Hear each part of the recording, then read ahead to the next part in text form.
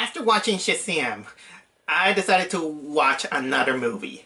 And that movie is none other than the remake of one of Stephen King's most notorious novels. And that is none other than Pet Sematary. Truth to be told, I haven't read any Stephen King novel in my life. But I did watch some of his movies. And I think that there's some that I like, some I find it okay. And I think that some of those remake movies about based on Stephen King movies usually are pretty hit or miss. I can't deny that the It movie from a few years ago was actually good in its own right, despite some other things. Well, I haven't seen The Dark Tower, so I have no opinion to that. I also haven't seen the remake of Carrie, just in case. But now we got Pet Sematary. And I kind of roll my eyes because usually remakes are basically unnecessary in a way. But I'm kind of open to if they're gonna bring out something new or something updated, considering that that Pet Sematary is probably considered one of Stephen King's scariest novels. I mean, it's so much that even I think that Stephen King himself admitted that he was afraid of writing it. Of course, that there's the old movie, the one that came out in, I think it was in 1989. Hold on a second. Yes, 1989. I haven't seen this movie up until when I was older. And I thought that, okay, it has some scary moments, I gotta admit. But it didn't hit me very, very much, I will admit. And I've seen some reviews of people claiming that this movie didn't age very well. I even saw the Cinema Snob making fun of this movie, considering that the acting is kind of wooden in a way or another. Well, yes, I gotta admit, but I think about the time period of how movies were doing during that time. But unfortunately, when I went to see the new Pet Sematary, I only had the vague memories of that movie, so that kind of shows how this movie didn't age well for me. But for now, I'll just put it kind of into perspective. If I like this movie better than the last one, than the original film, or is it gonna be a pile of shit? And my answer is that it is well done. I gotta admit that it's well done. It's probably one of the better reboots I have seen. But right at the middle of this film, I became very conflicted. This is probably one of the few movies that got me very conflicted and very doubtful to myself. I don't know if to whether like the choices that they're made or not. I don't even know. I just don't know. To summarize every Pet Sematary plot in existence, you gotta know that Pet Sematary is basically about this family who goes to live in this remote, secluded area in. If anyone knows Stephen King, he always goes for Maine, the state of Maine. It is a family of a father, a mother, a daughter, a baby son, and a cat. A cat named Church. I don't know why the hell they're gonna live in that secluded area where they live really in front of the road, where trucks come kind of like every 10 minutes. I don't know why the hell will you live in a house where the truck runs by every second. I don't know. even in the original, I had this problem. But basically, they go live there. They go live there, and basically, they also live nearby a pet cemetery, in which children they go and bury their pets. One darker side that this pet cemetery has is that if you go beyond beyond that, there's kind of like this Indian burial ground in which, to put it a little bit bluntly, you bury the dead over there, and they come back to life. But they come back to life really pissed, angry, and murderous.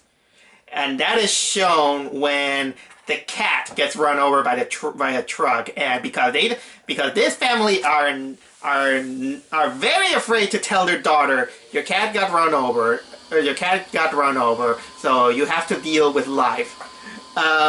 The old man who lives nearby, and he shows the father the burial ground, and yeah, they bury the cat, and the cat comes back, but you know, he's a zombie. He's stiff, he's angry, and let's say murderous. And continuing the film, you know what? I don't mind spoiling a little bit about the movie, because I think this review is gonna be very interesting to people who know the source material. But basically, what happens technically in the original novel / original movie is that the baby gets killed by the truck. God, Jesus!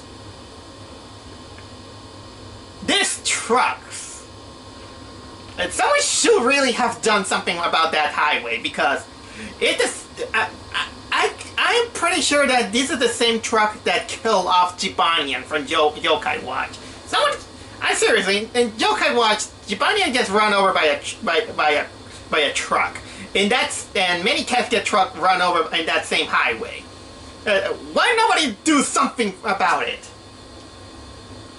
All right, that's my small detour. How funny that I compared Pet Semetary to Yokai Watch. So anyway, the kid died. The family is in grief. The father can't take it.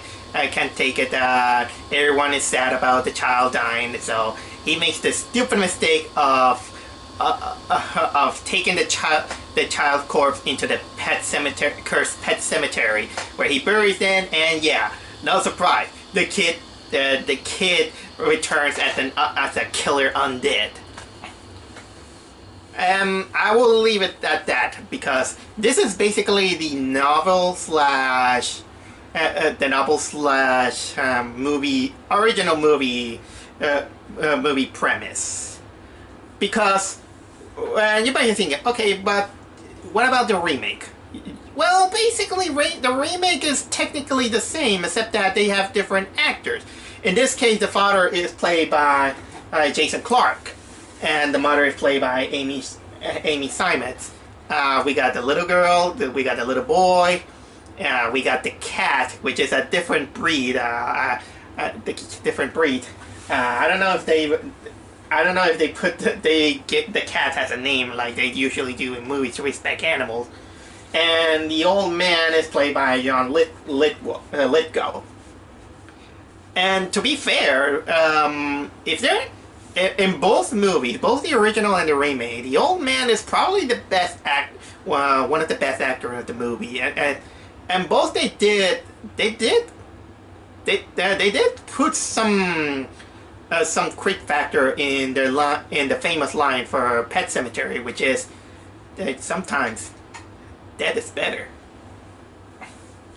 And by the way, that sometimes that is better is basically the big premise of the whole Pet Semetary theme. Because the whole Pet Semetary theme, if you put it a little bit on hindsight, is technically kind of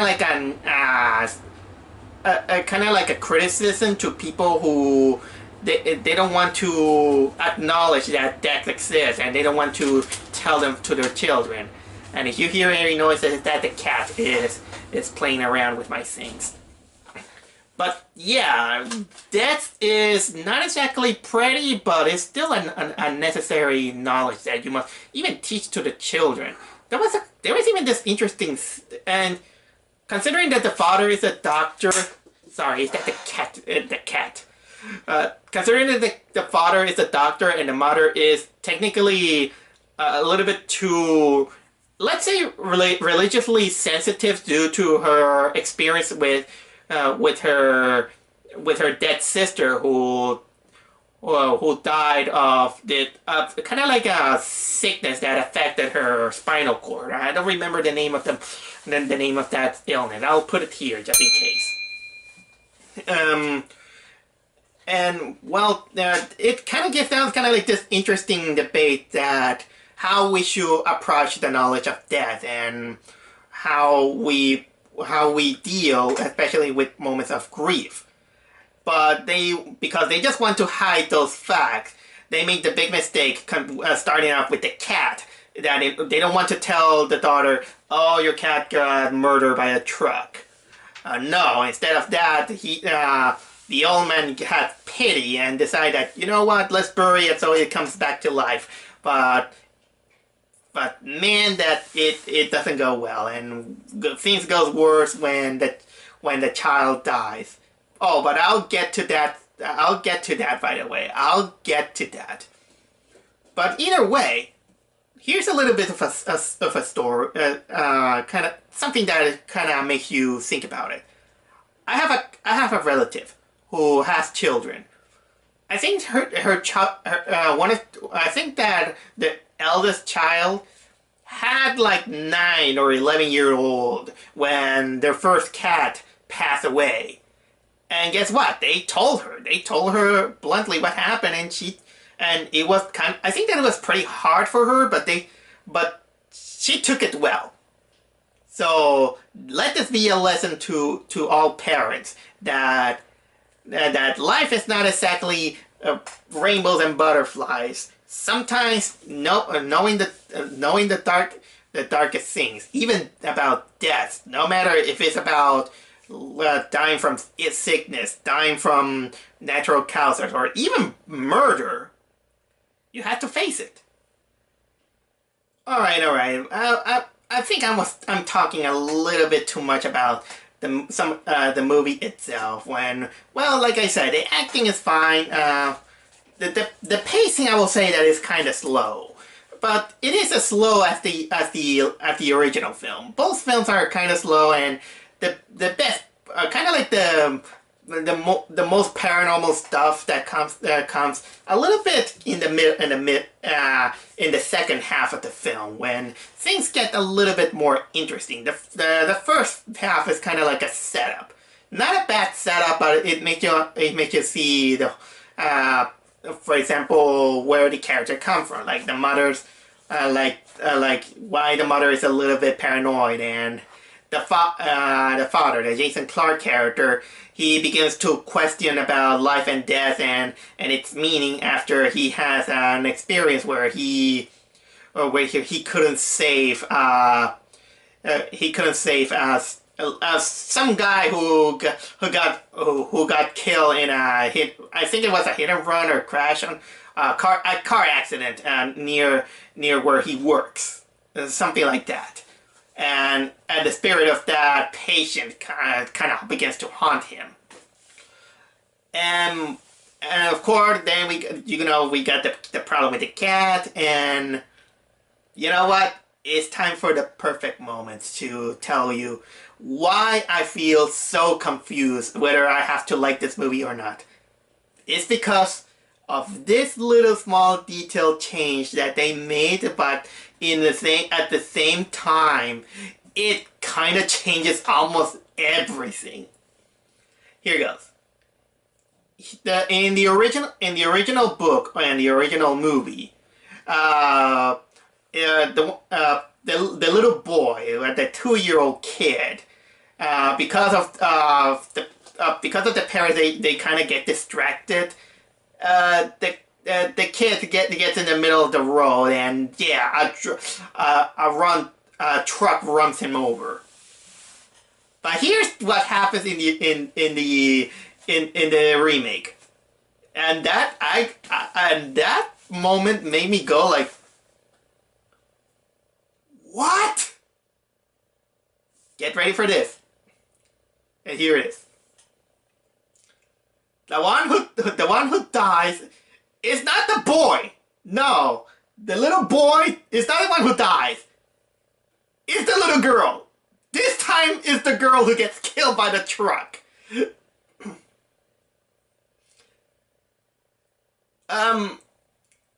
What?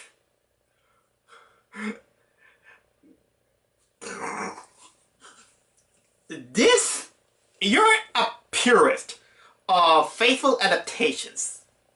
You're gonna be baffled to that. And look, I'm open to creative liberties, but what was that? In my way, but here's the thing. Let me tell you why I'm conflicted to that. Because I see the pros and the cons of this movie. First, let's go the easy route. Why I'm against it. Because you technically took the pussy route. Because I know, killing a baby, especially on cinema, it kind of becomes a little bit sensitive. Nobody likes to kill off a kind of like a 2-year-old or a 1-year-old. Basically a baby on screen, even for the sake of the plot going on for the movie. But that's still for me inexcusable because death comes to everyone. Death is not judgmental. It can happen to anyone. So to make this decision, because I think that they think that killing a 2-year-old is too much for them, that's horseshit. I don't believe that. But on the other side, here's what I think that probably take benefit of it. I think that the benefit comes that this time they give the girl something to do and to the movie. Because in both the original movie and the original book, after the death of the kid, the girl technically is she disappears from the whole Pet Semetary plot. She is left in the grandparents' house, and that's it. We never heard of her. But giving him the benefit of the doubt of what decision came by, making her die instead of the little boy, it kind of gives her the chance to become part of the rest of the movie, the rest of the plot. Oh, and the little kid, yeah, he's kind of just there, but he's served as to serve as one element right on the finale, because the finale is also rewritten, but still kind of going into the same trajectory that the original movie gave out, which again makes me conflicted on whether to like it or not like it. Oh, and just in case, yes, that cringy moment that has to do with ankles and a scalpel is there. Oh god, if there's something that I cringe, that is that moment. But to give it credit to the movie cinematography, I will say that for the scary elements, they did work out very well. It still has, I will say that it did have its Stephen King tone of horror throughout. A few times it kind of dwelled on jump scares here and there, but they're not fake jump scares. They do make effect. Let's say some what was it? What was the word it was called? Some jump scares that are acceptable. That's pretty much I will say. Some of the CGI and and the makeup works well, I'll say. And like I said, the acting is actually really good. Even for the child actress, the little girl actually was really good. A little bit too much on the sweet side, I'll say. But you know what? Her acting was actually so good that I think that she does a million times better job than the girl from Dumbo. Yeah, I went to that tangent, and considering that also the little girl from Shazam, she was also really good, so much that she was even a better actress than the girl from Dumbo. That's gonna be my tangent for a while, just in case. And by the way, here's a little bit of a weird Easter egg that I found. And I have to tell you, if you haven't seen this movie, I challenge you to look it up. Because I heard that there's a lot of Easter eggs of the Stephen King universe in this one. Aside that, I will kind of say that the ending, the rewrote ending of the movie kind of reminded me of Cujo. There is one that it made me go, you went there. I see what you did there. You went there. And what's the interesting what I'm telling you? Well, there is a scene that setup scene that it takes place that the mother and the little child, they're in a traffic jam, and there is a road sign there. And guess what that road sign says? The road sign says dairy. Dairy. I think it was dairy. Yes, dairy. You don't... for those who doesn't know, dairy is none other than the setting of It. Another one of Stephen King's masterpieces. And you know where the killer clown is? Yep! Thanks for that Easter egg. Kind of reminded us that we still have to wait the second part of It, which is basically the least what was it? The least exciting part of the whole novel. So yeah, basically that's technically it. So do I recommend Pet Semetary? I wouldn't say that a movie experience will be so much delightful. At this point, I highly recommend to watch Shazam more than Pet Semetary. I will say that again that it is a little bit better acted and a little bit more darker than the original. The changes, if you're a purist, you're gonna get bothered a lot, or if you don't mind, you might find it well enough. For me, again, I felt again kind of so much conflicted to whether to like this change or not. And mostly again because no matter which child dies in the film, is still gonna end up in the technically the same. It's gonna have the same conclusion in which you have to that sometimes you cannot be so much of a whack job and expect that everything can be solved by necromancy in this case. So yeah, oh, I forgot to mention that Jason Clarke did a kind of like a neat job, and I kind of buy him that he just went into this insanity.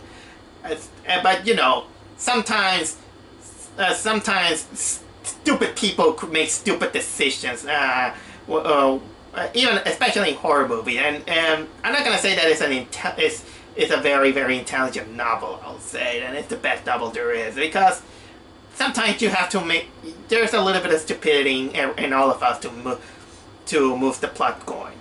So either way, check it out, and remember talk to your children about the death, because you know sometimes that is better.